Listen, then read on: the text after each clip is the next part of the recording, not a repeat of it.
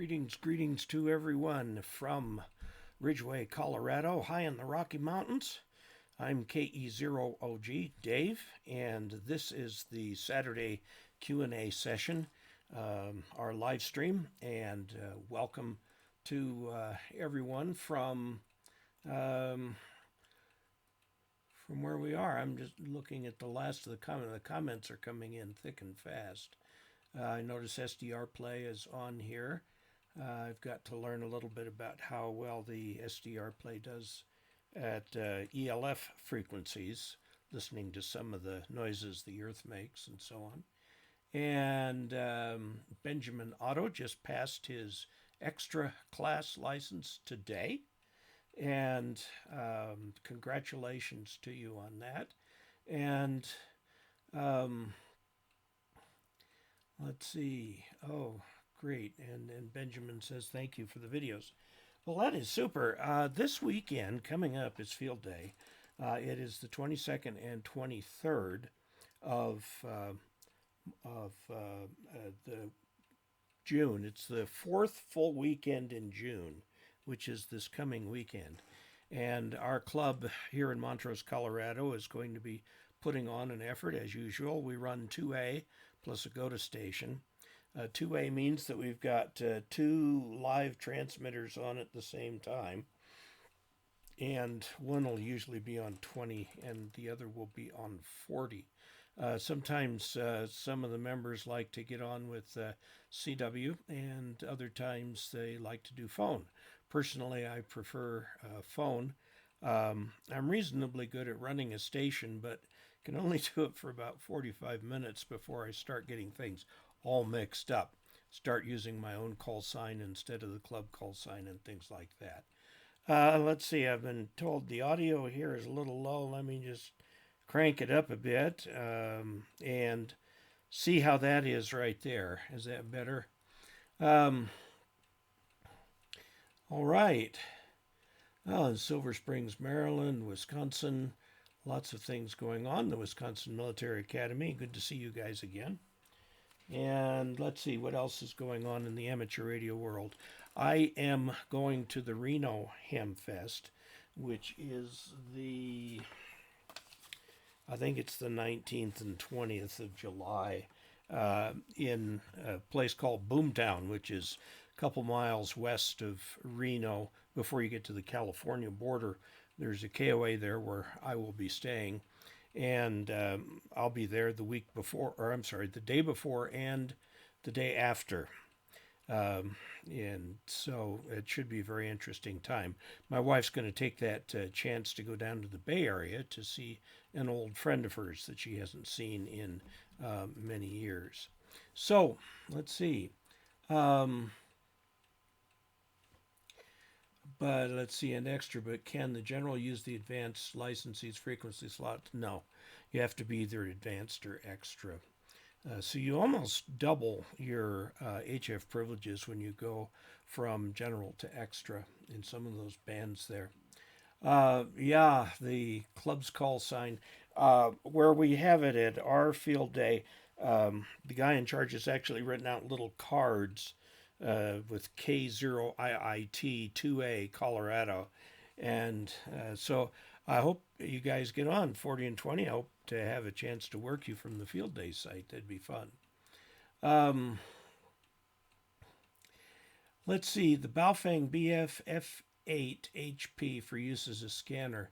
If that is a analog radio, you can use now it just escaped my mind. The free software program for programming frequencies and stuff. Baofeng uses that for all of its analog radios.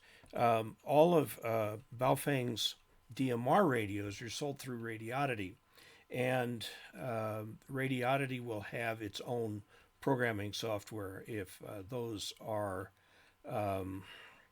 DMR radios. And I don't recognize all of the prefixes all the time. Okay, any plans to go to the Huntville? The Huntville Hamfest is too far away. Yeah, we're in western Colorado. going to Dayton is a major undertaking. It took us 4 days to get there and 4 days to get back. That was quite a trip. But I really wanted to do it again this year. I plan to go down to, so you're going to go to the Reno Hamfest, probably the Duke City Hamfest down in Albuquerque, and then Pacificon out in California in the Bay Area. And really looking forward to all those. I really enjoy these Hamfest because I get to meet so many Augies, and it's fun to talk with you and share experiences and so on. So if you see me at one of these Hamfests, please be sure to stop me and say hello. I'd love to talk with you. Oh dear. Chirp, thank you, Chirp, yes, CHIRP. If you look up Chirp, it's chirp.danplanet.com, and Chirp is the one that Baofeng recommends to program its radios. In fact, they even have a link to it on their website. Interestingly, Baofeng's DMR radios, which are sold by Radioddity, they don't support on their own website. They support through the Radioddity website. Let's see. Okay, from Randy in California, KN6BZG.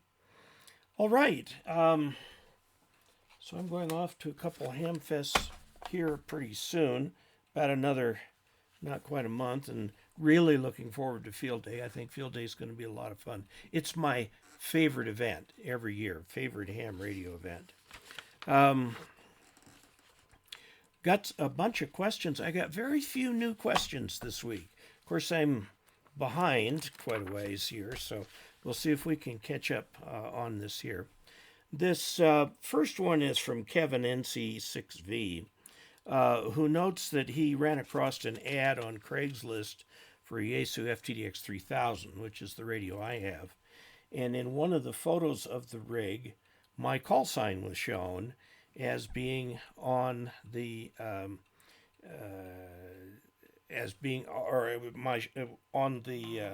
tuner at the top.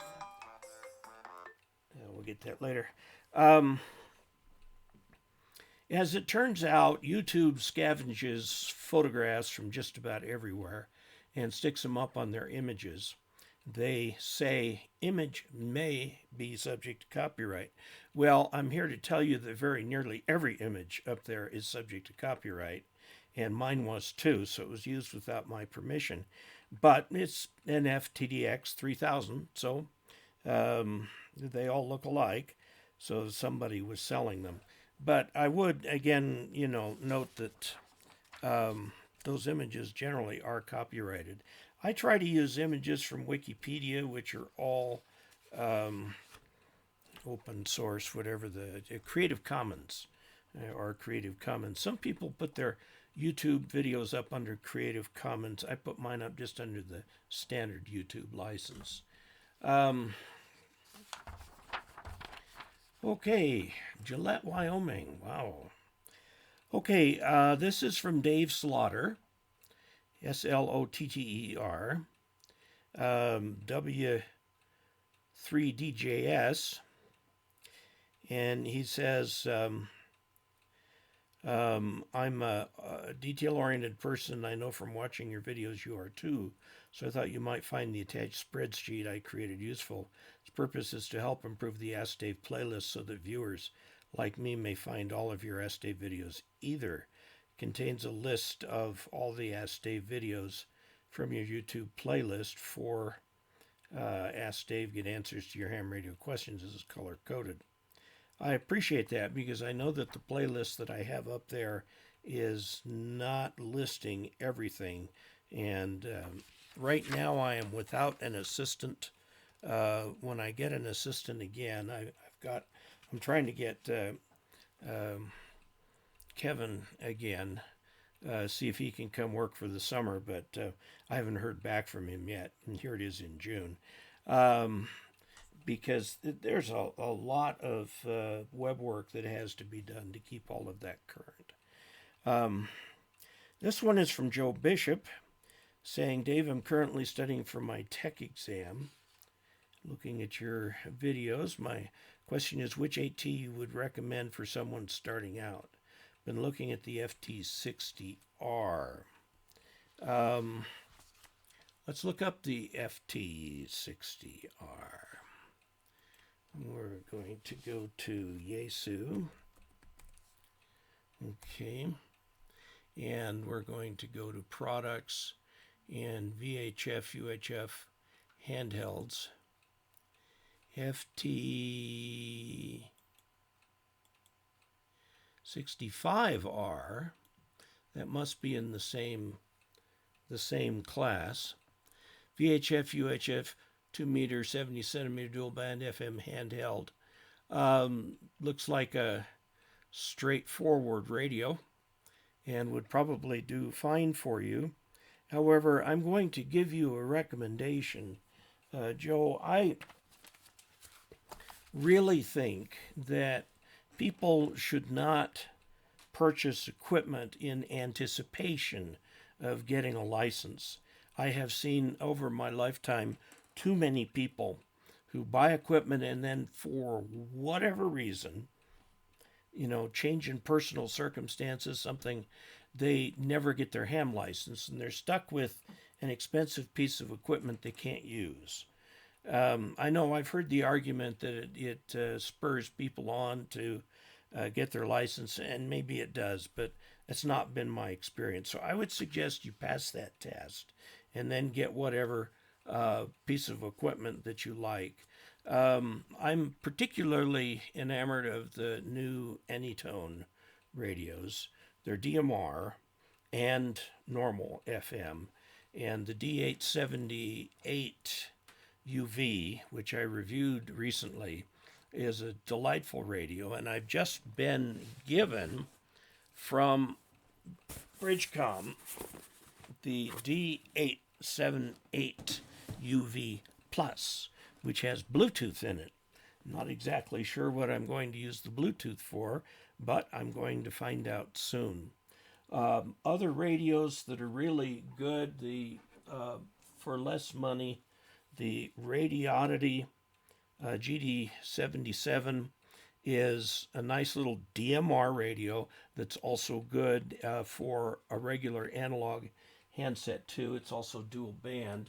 And the Islands HD1 is a fine radio. And again, the Anytone products. You'll find that the Chinese products have matured quite a bit. Don't get one of the $25 UV5Rs from Baofeng. Get yourself a decent radio.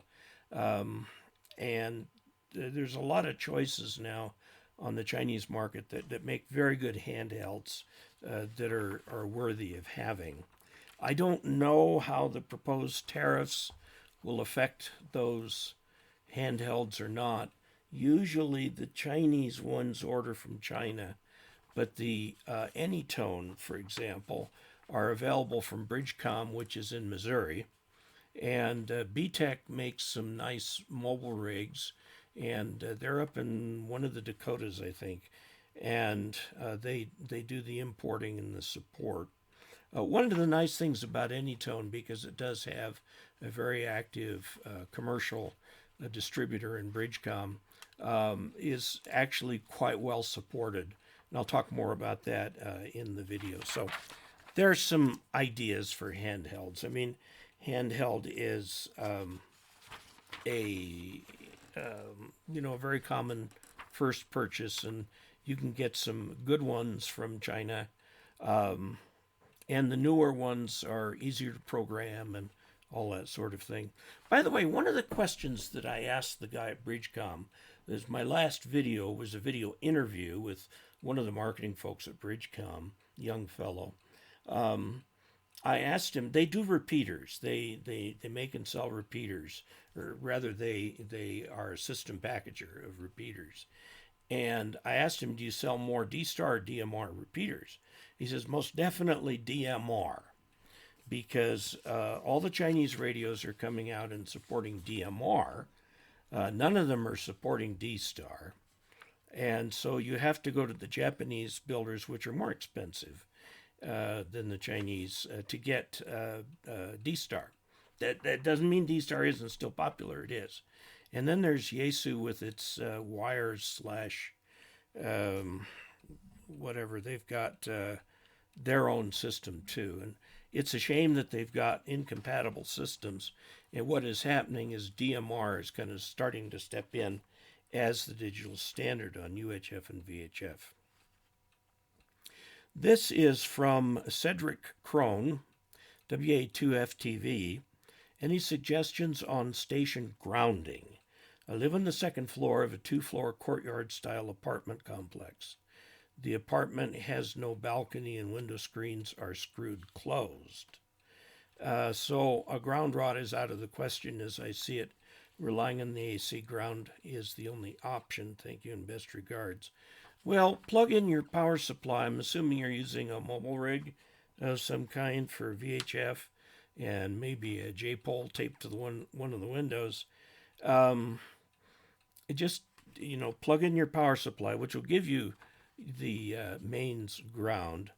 If you have problems, MFJ makes an artificial ground, which is really tuned counterpoise. And you can try with that. If you're trying to do HF there, you might be using a magnetic loop or, you can't use the balcony antenna, can you? So see if you can give those a try. Let's see if that helps. This one is from A Name, A-N-A-M-E, A Name. She says she's blocked. Can you please fix this? My name is A Name. Thanks. I watch all your back channel videos, and I don't know if you can see this on there, but she puts little hearts by thanks, and I watch all your back channel videos with another little heart. And if she really is banned from the channel, I think it's going to stay that way. I've only ever banned, I've got 53,000 subscribers now. Just went over 53,000 this past week. And the sad thing, I have had to ban a couple people, but only a couple people. I mean that literally, like 2, maybe 3 people. Because I really like everybody to have a chance to comment. And if there's comments that are well-reasoned and are arguing against what I'm saying, I'll usually leave that up there. I mean, I think that's perfectly good and it's healthy.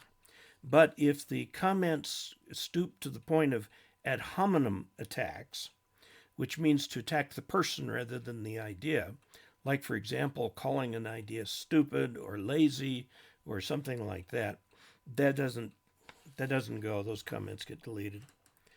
Okay, here is from Harry. Oh, I probably should go back here and pick up some of the... Oh, man.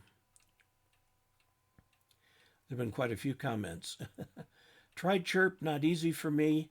Yeah, like any piece of software, think of it as a big spreadsheet. That can help. Is anyone watching from outside the U.S.? Yes. There was somebody from Ireland earlier. We usually get some from Germany. Moved into no antenna allowed townhome and can't get into the attic. Wonder if you have any ideas. Well, there is the balcony antenna that MFJ makes, or you can try a very thin long wire out in your back if you can get to the back. If you've got a townhome, you've probably got a little bit of a backyard. You can try a magnetic mount antenna, which will work again outside. I have actually seen someone who disguised their magnetic antenna, which is a loop, disguised it as a bird cage by hanging a bird cage from the middle of it and decorating it with plastic ivy or something on it. And that was what he used as an outdoor antenna. Yeah, Trevor, it'd be nice to get Trevor. I'm going to put him on the computer more. Uh, let's see. Yeah, aluminum gutters will do that. There are a number of ways to put antenna. Listed on Facebook, FT101EE. That is early 1980s radio, I think. You're probably going to have to tune the driver and finals. It's a tube driver and two tubes for the final stage. Nice radios. Old. About field day. I missed one field day since being licensed. That's good. I love field day. It's great. Got my license last month. Can't wait to get my first HF rig. Well, there's lots of great rigs out there for you. Go to field day, one of your local clubs. Or if you've got several in the area, go to several field days and see what people are using. Talk to people. Let's see. Graduation from boot camp, won't miss this field day. Okay. Fawana Yesu HD Handytaki VX8DR. Yeah. 73 is from Florida. Okay, ground to plumbing copper pipe. If it's copper, these days piping is plastic. They've got that blue with the blue stuff in it, with the red stuff in it. There's no conductivity in there. Yeah, secret admirer. I'm a married man. I don't need secret admirer. Yeah, if the plumbing is copper, PEX, I guess. Yeah, that's what you got. Any hams in China, or are they restricted? There is a small amateur radio movement in China. I was looking at their Facebook page using Google Translate to try and figure out what was going on. The people seem very collegial on there, but I would not say that there's a lot. The Chinese manufacturers are cutting their teeth on the European and American markets for their amateur radio. Japan has a very large amateur population, and so they've got a nice big domestic market to try things out on their people. Okay, this one is from Harry Rundell, AC3EK, and he says, Dave is a new user of the ICOM 3000, a number of features not present in my old boat iron rig days. Though I feel comfortable with the radio to date, I did create a cockpit error, which led me to believe I developed a CW function problem. It is the break-in feature which I was using and did not know till I turned it off, and lo and behold, my CW function stopped working since the 7300 was expecting me to push the transmit button to start a normal CW transmission. My FTDX 3000 is the same way. Well, as the old adage says, read the manual, and so I did reread the CW operation break-in feature, which explains how it works. Yeah, what happens, I know on my radio, for it to work, there's a button called BK-IN for break-in. And what that does is every time you press the key or keyer, it will interrupt what's being received and send the code. If you don't have that in, then you need to push the transmit button to put the transceiver into transmit mode, then send your code. But you won't hear anything between the pulses. Being able to hear the radio in between the dits and das is called full break-in. Okay, and that's something that a lot of people prefer to have. You can also adjust it so that if you start sending, it'll wait for a break before giving you the received one, if you find that very annoying. So you can do that too. Let's see, Reese Simmons passed his general on Thursday, got his tech in January, and good luck with that, Reese. And If you ground to PEX, the current will just have to flow through the water, but it won't. It won't, because potable water is a very poor conductor of electricity. Water itself, pure water, is an insulator.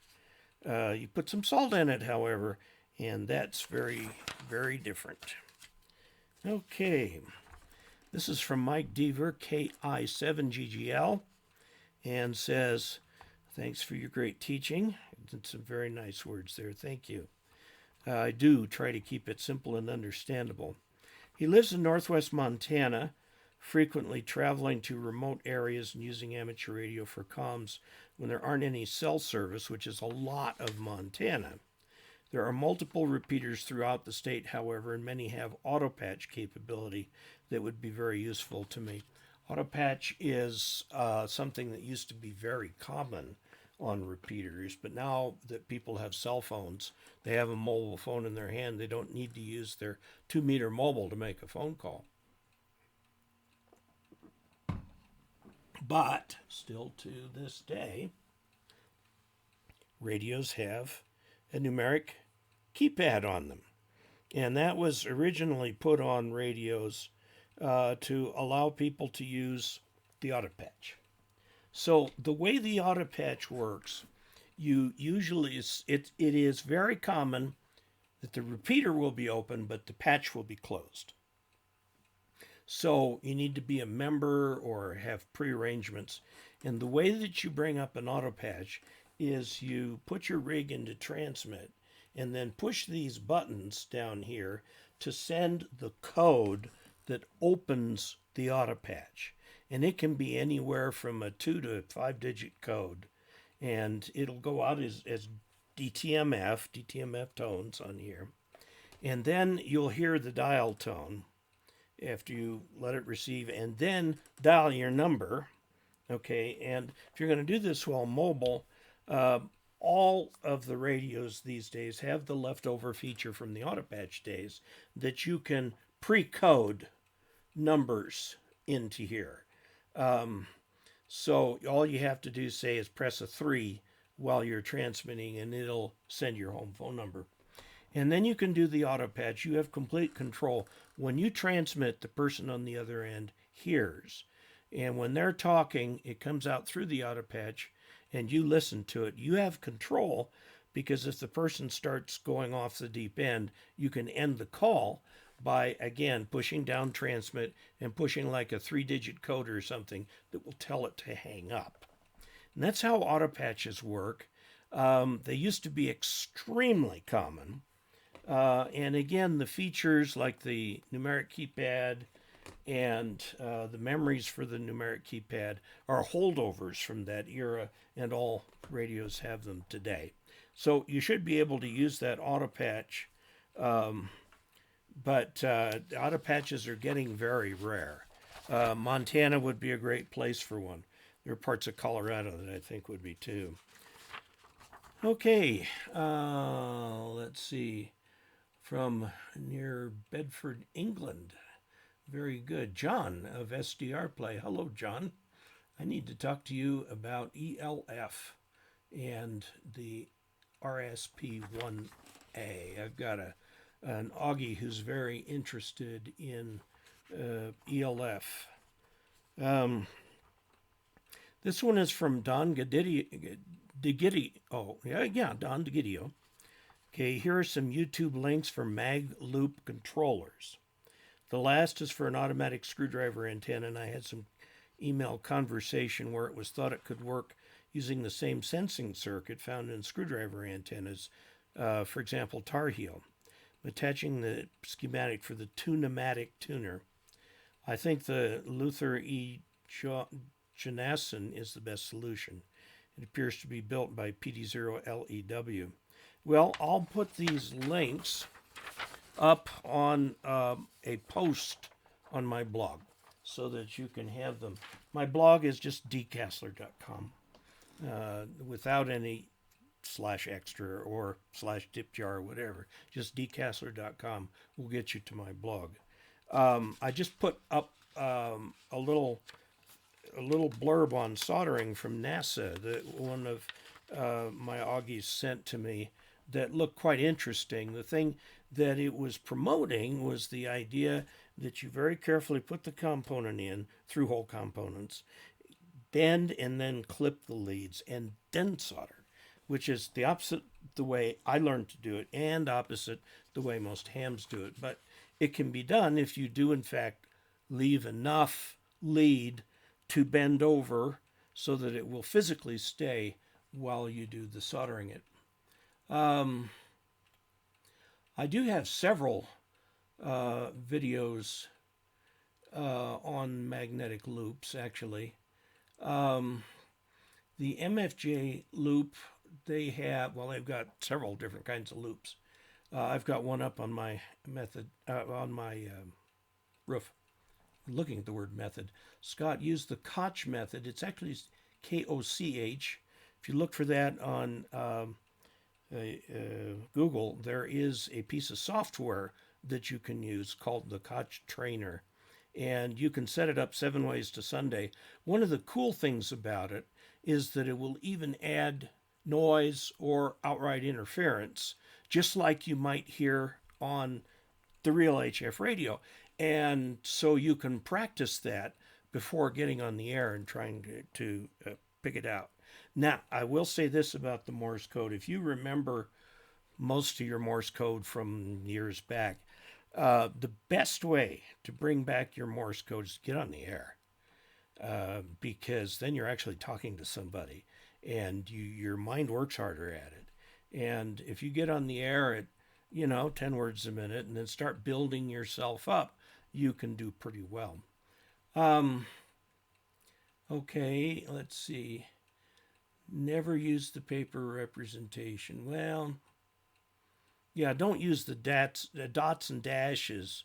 Learn it as da and all of that thing like that. Practice. He says character speed at 20 words or 25.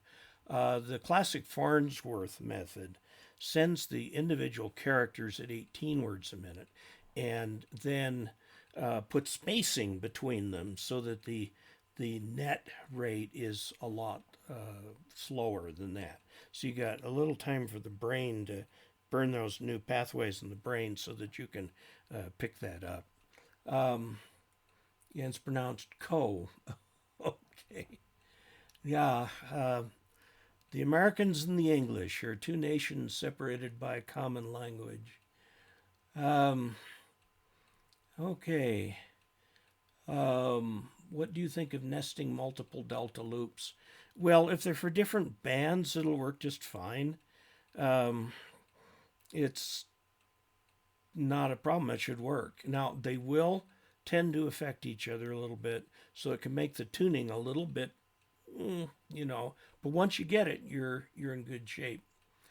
What is going on about 2 meters? We may lost it to overseas. Well, we lost it to overseas back in the 80s and 90s when the Japanese rigs started coming out, because the Americans, except for Motorola, weren't producing handhelds, and the handheld were very expensive. And Drake came up with the TR-22C, which I got one of. Nice little radio. But that was when the Japanese took over. Okay, now the Chinese are trying hard to push the Japanese out of the market, but the Japanese have a nice stranglehold on the U.S. market, especially for HF equipment. They put out superb world-class HF equipment like my FTDX 3000 here, Japanese radio, not made in the United States, but a different paradigm. The Japanese put onshore importers in the United States so that we'd have somebody local to deal with for marketing, sales, and distribution, and also service. Some of the Chinese manufacturers, that's their Achilles heel, is the service. You don't want to send a radio back to China for repair, and you may not get any kind of repair. A couple like PowerWorks has been selling the Oshing radio, so you can get some support through PowerWorks.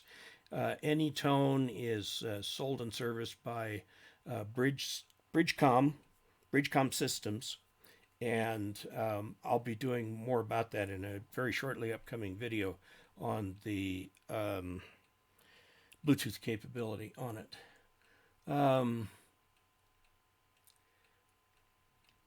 Spain wants 2 meters for aeronautical service. They want the first 2 megahertz, 44 through 46, and leave the 46 to 80, 46 to 48, 148 for hams. And that proposal is attracting a lot of pushback.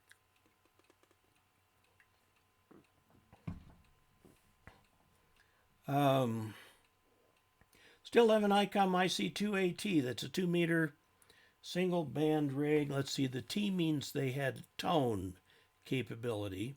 And I believe the IC2AT, I've got one. I've got the IC3AT, which is the 220 rig.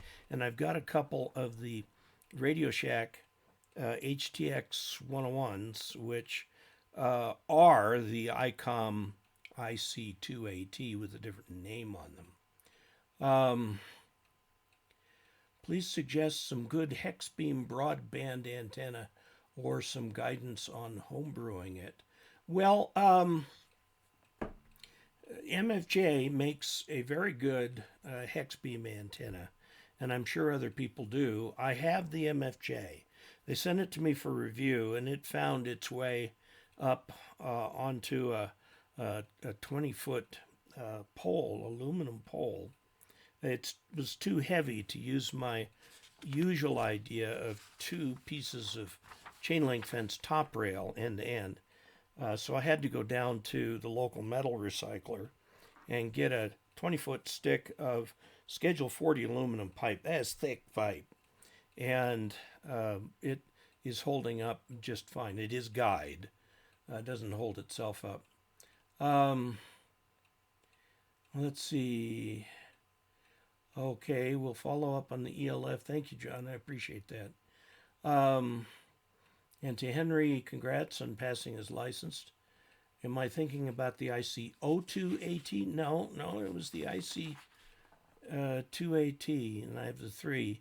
You know, I could go look. Maybe there's a 0 in there. It's only been 30 years since I used it, so very well. This is from Charles Can 4QEH, who says, glad to have you back. It was a long 2 weeks. I think that was when I was at the Dayton Hamfest. I think I was showing withdrawal symptoms. Question, is there one 2 meter vertical better than another? I'm using a J-pole now. Frankly, no.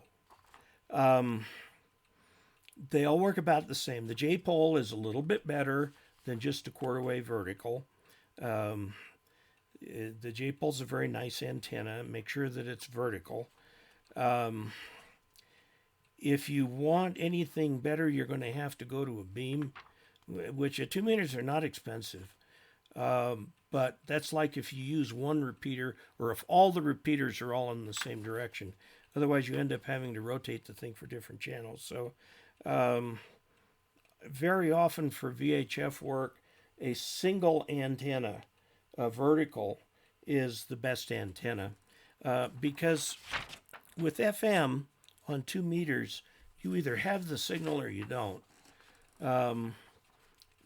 If it's just marginal, adding a little power might help, and adding a beam on the return might help. But now I've got a problem here hearing the repeater that most of our club members use because I get multipath. I don't have a direct line of sight to the repeater, and I get multipath, and it makes the thing really garbagey and hard to listen. 0, not O. Okay. Tone dip switches at the bottom under the battery. 1 watt is high power. Yes, it was. Marconi lived here briefly as a child in Bedford. The IC2AT was a handheld in the 80s. Yes. And the 3AT was the 220, and the 4AT was the 440 handheld. Okay, Jason Logan Cam for FPZ. Now Notice that for some reason, manufacturers... go away. The spider attacking me. Notice that for some reason, manufacturers don't seem to make VHF, UHF only base stations, and excepting a couple of examples, they make no mobile HF stations. Well, that's not quite correct. ICOM has several mobile radios that you can choose from, and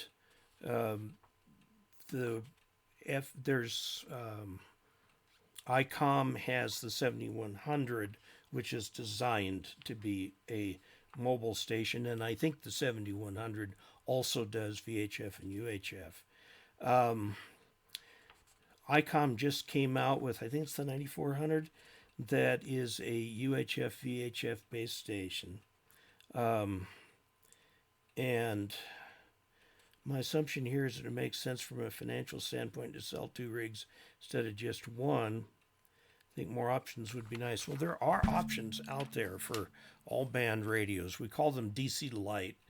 They do exist, but if you get under the covers, you're almost doing 2 different radios, because RF technique in terms of circuit development and so on is different at VHF than it is at HF.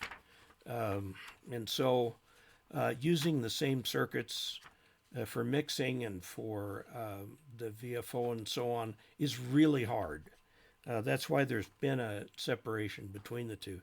But the new ICOM 9400, is that right? 9700. Thank you. Yeah, and the 7100 does do VHF and UHF as well. Okay. And David Harden says it is his base station. So, yeah, you can, there are options out there. My radio here, the FTDX 3000, goes up to 6 meters, but not to 2 meters and 70 centimeters. So I only have FM on those 2 bands. This is from Joe Winkler, KF7PXB. He has a KX2, which is a Elecraft radio with an auto tuner. It's a QRP rig. Also have an MFJ 813 SWR meter and an MFJ 9201 antenna tuner at my 17-foot telescoping antenna feed point with 3 counterpoise wires off the ground. My KX2 connects to the MFJ 813 SWR meter that in turn is connecting to the transmitter side. The tuner is connected to the antenna feed point. My transmission line is 50 ohm RG58. When I tune the line between the KX2 and the antenna tuner using the tuner, you don't need to do that. Oh, I'm thinking you're using an amplifier. Okay, when you use the antenna tuner using the tuner, you can get a 1.2 to 1 SWR in the 813. When I use the KX2 ATU, you get 1 to 1 at the radio, but my S meter 813 then pegs over an SWR10. Don't use both. Turn the tuner off in your radio if you're going to use an external tuner. Otherwise, they will fight each other. Okay? So, because if your external tuner is not tuned, and then the internal tuner finds a way to tune the out-of-tune tuner, then when you try to do further tuning with the out-of-tune tuner, the tuner in the radio will go nuts. So use one or the other, but not both. Okay. A 17-foot telescoping vertical. Yeah, use one, not both of those tuners. One or the other. If the internal one will do it, take the external one out of the loop. If it won't, and I suspect it won't, with a 17-foot vertical, just use the external tuner. Okay, let's see. This is from Eric Udell. No call sign. We've met at shows a few times. I think I wrote to you about this before, but in your May 25th Ask Dave video, you again mentioned using a 24-volt panel with a 12-volt battery system. As it happens, I've experience with this. My RV has 12-volt lithium system and 780 watts of 24-volt panels. He's done a bunch of solar installs. I saw that you got a Bioenno solar controller at Dayton. Yeah, the one I got is not a maximum power point tracker. It's a pulse width modulator, which means that it's ignoring half of the capability of that solar panel. And I know that I have a maximum power point tracker that I've tried with it, but had some questions about the way it worked. It never seemed to actually charge the 12-volt battery. And I'll have to get it out and try it again and see how that works. So, yeah, I saw it go up to a max of 9 amps the other day while it was charging up that battery. It hadn't been charged in a while. And I kind of put the solar system back together with that. But I'm being lazy here, I know, but that 7 amps is plenty to keep my system going just fine. Dave, I know you probably get a ton of emails every day, so I'll send it again. Dave, this is from Joe. Oh, this is from the guy who wanted a recommendation on an HT. Okay.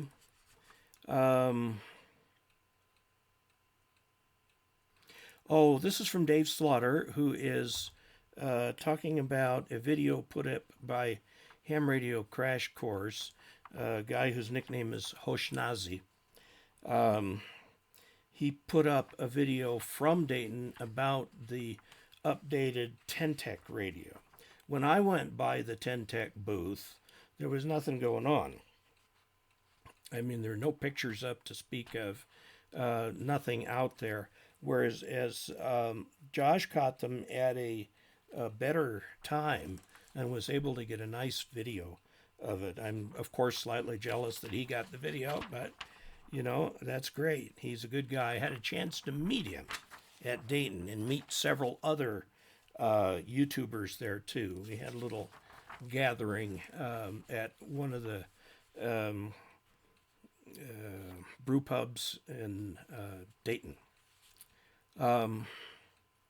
Okay, this is from Tom, K7HRO.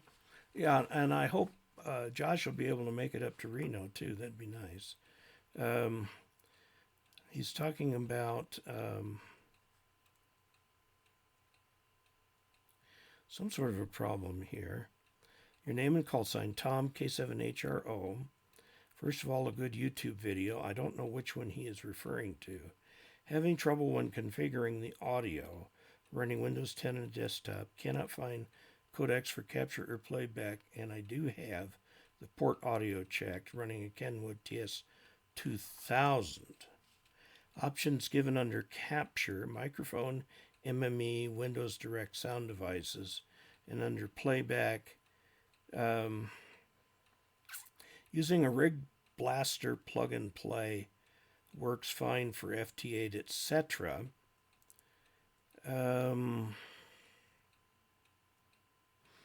don't know. It might be the MME devices. The instructions for doing this should be on the Rig Blaster's website. That's West Mountain Radio, I think. Okay. Which is probably one HFV. Yeah, sort of. The band designations are done by the International Telecommunications Union, and they fixed on the idea of decades based around the number 3. So 300 kilohertz to 3 megahertz is considered medium frequency. And you go up another decade, 3 to 30 megahertz is high frequency. And then when you run out of high, you've got to add superlatives. So 30 to 300 megahertz is very high frequencies.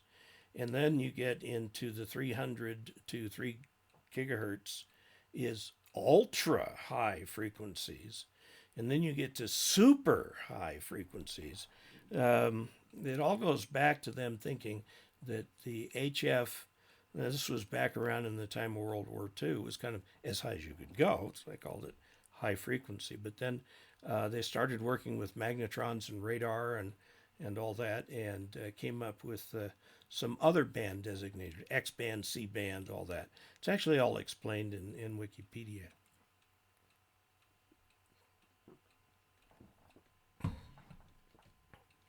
Let's see. I wonder how often the pulse width modulated charging noise would be heard. I don't hear it. I don't hear any noise in the radio.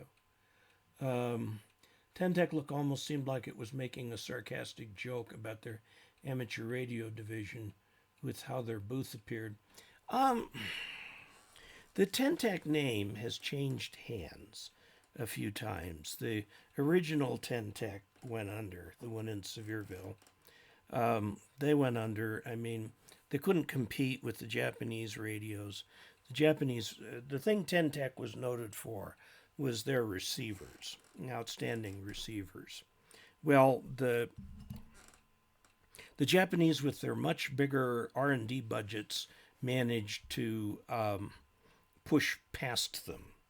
And, it was getting very hard for Ten-Tec to sustain its growth. I bought a Jupiter from them. It was a fine radio. I still have it. It still works just fine. It's an amazing radio. They say not to transmit steady carriers for more than 30 minutes unless you put a fan on the heat fins on the back of the thing. If you put a fan on that, you can go into transmit at 100 watts indefinitely. They're just solid as a rock radios and good audio and all that kind of thing like that. But the value became impossible to keep up with the competition from the Japanese. They did for a long time, 20 years. But now there are people who are trying to resurrect the Ten-Tec line. And if you go to their website, I went into their website once and couldn't get to a cart or a price list. But then an Augie showed me a different way in where you could actually get to a cart and buy the things if you wanted. This is from John K6MM. It says, just finished your Dayton Hamvention 2019 photos and commentary review on YouTube. Meets all of my E's, educational, engaging, entertaining, enlightening. My head is starting to swell as it gets bigger here. I'm curious, in your equipment section, you list a Panasonic DMC G7. Is that the camera you used to photograph your Hamvention walkthrough? The answer is yes, I did. It's the camera that I use also to do the video when I do video in the studio, which I haven't in about a month. Sometimes I'll use it in here in the shack and do a video right from the shack. And the very last one that I did, I just used my little Panasonic camcorder thingy. This is a HDC TM90. It's a nice little video camera. It does real nice, but it doesn't do anywhere near as good a job as that G7. I like the G7 and has richer colors. It just looks better. Right now I'm using, a $90 webcam. It's a Logitech. Okay, takes care of that one. Now we're into June. From Joe, he is 9H5JO. I can't find any 300 ohm ribbon wire, so I thought I would make my own. If I take two lengths of 0.1 inch diameter insulated copper wire, 2.54 millimeters, that's a tenth of an inch, diameter insulated copper wire normally used for house electrical installation in parallel, and 5 centimeters or 2 inches apart using plastic spacers every 3 or 4 inches, what will be the impedance value of the result? Go to the handbook or go to the antenna book or just look online for how to compute impedance of open wire line. Those dimensions that you gave me of the wire size and the separation will determine the impedance. you can actually move those spacers out to be about 6 inches apart.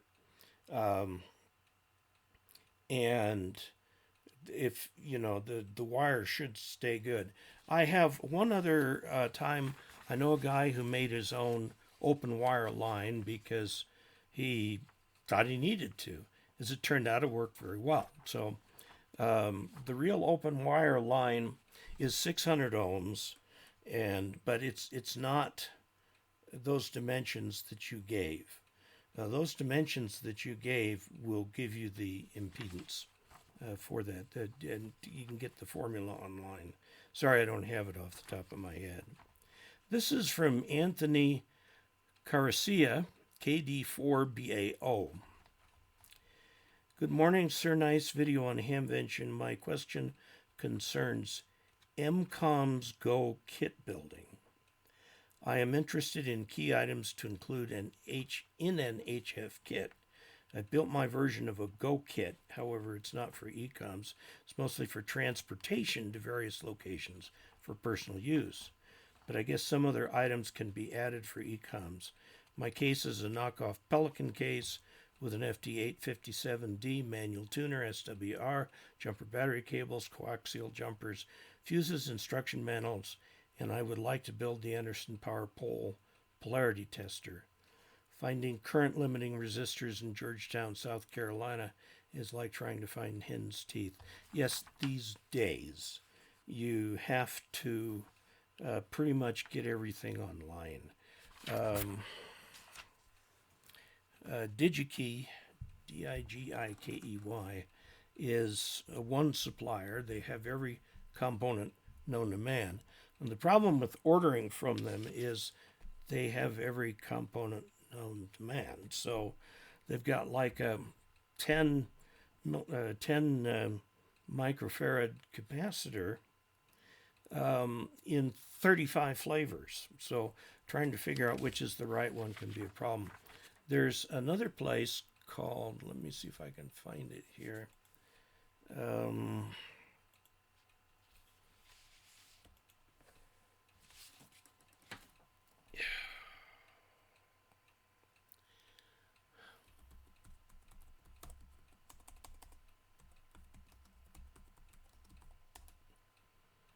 SparkFun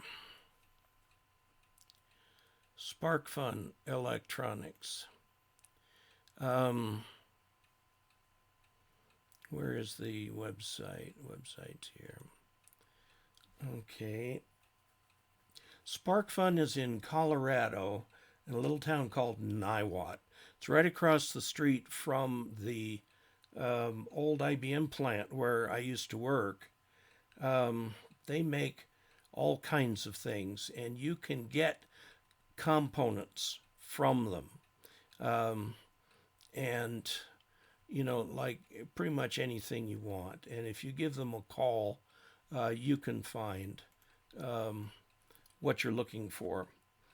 Fry's brick and mortar stores also have good selection, but I think most of those are in California. Let's see. Will Baofeng get into HF? Who knows? Zen-Tec. Fry's, yeah. I haven't been in a Fry's since I was in California. Tell me if they know whether it's available outside of California. Okay, wow, we're running close on time.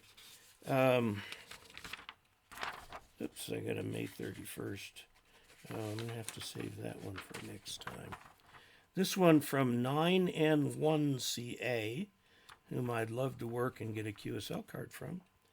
I am Aaron from Nepal, new ham operator, very much impressed with your YouTube video.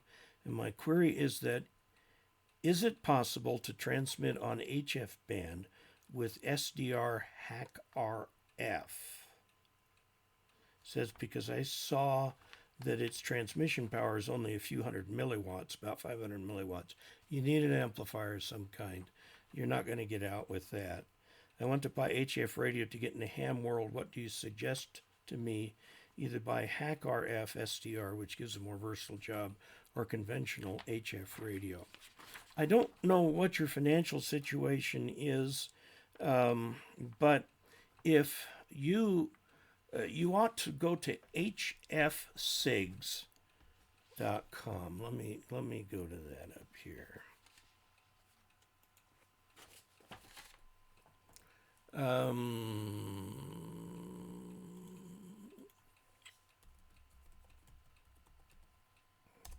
hfsigs.com is in India, and this radio that they've got right here, it's 129 US dollars, is a 10 watt HF single sideband or CW transceiver kit. It's entirely built. You get the only thing you have to wire on are the external things, such as the potentiometers and switches and so on. And you'll need to get some sort of a case for it or make one. And it is hackable. You can change things around. The source code is open source, so you can change it if you want.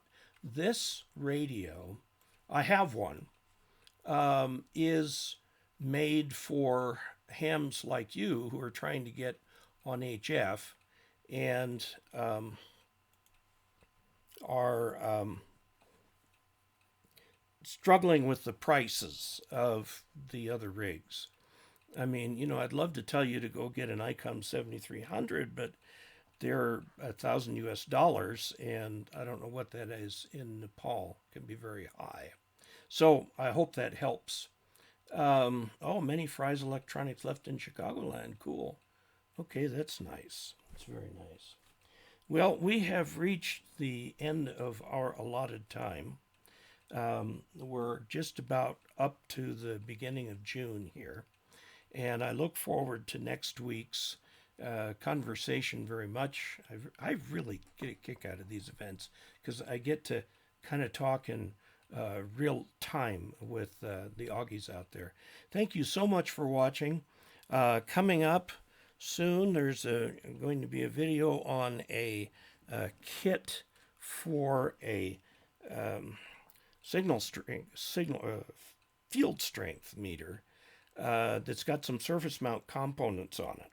So that'll be interesting. I've got a little microscope or a little camera to go in the microscope that's used to put those on.